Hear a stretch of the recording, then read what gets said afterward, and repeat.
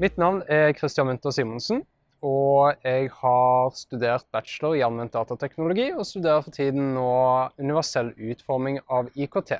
Så da handler det om å gjøre IT-tjenester intuitive og brukervennlige for alle i befolkningen. Min tilknytning til MAP-prosjektet har vært at jeg var med i en delegasjon som reiste til Maputo i Mosambik for å bistå universitetet og oppstartsbedrifter innen teknologi og universell utforming.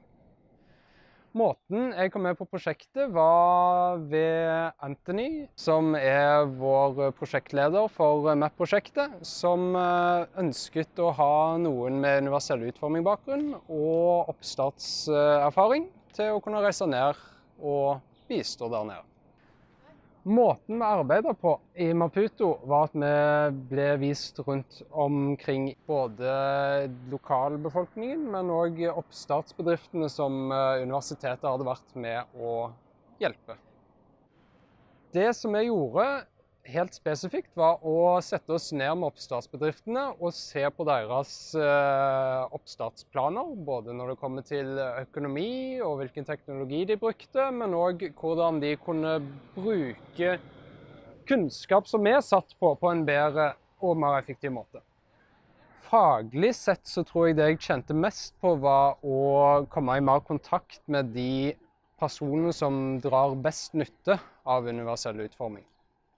Når det kommer til universell utforming, så er det en ting som mange gjør feil, og det er å ha en heuristisk tilnærming til problemet. Det som er en ganske bred konsensus innen forskningsområdet, er det at man skal bruke en brukersentrert tilnærming til utfordringen.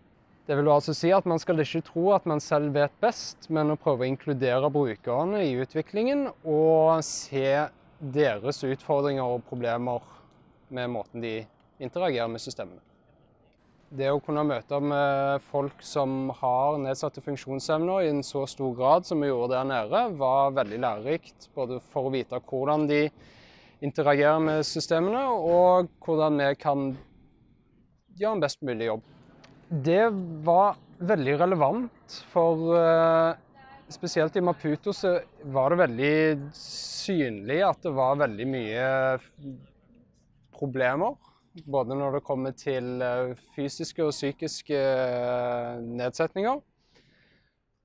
Og det er ingen tvil om at i et samfunn som vokser seg opp og først nå begynner å ta i bruk IT-løsninger, at det vil være mye mer relevant der nede i Maputo enn det vil være her for oss. På et personlig plan så var dette min første tur til Maputo, eller til Afrika generelt. Så det var veldig lærerikt. Jeg fikk oppleve utrolige personer, en utrolig kultur.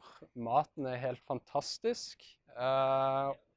Og det å delta i dette prosjektet har vært utrolig gøy. Jeg har fått lov til å møte på mine medstudenter i universell utforming og virkelig kunne anbefale på det sterkeste å dra ned og gjøre sin masteroppgave nede i Maputo. I tillegg så har jeg også fått promotere mitt eget universitet, OsloMet, for studentene nede i Maputo, for å prøve å få de til å komme over her en sommer eller et halvår og studere her.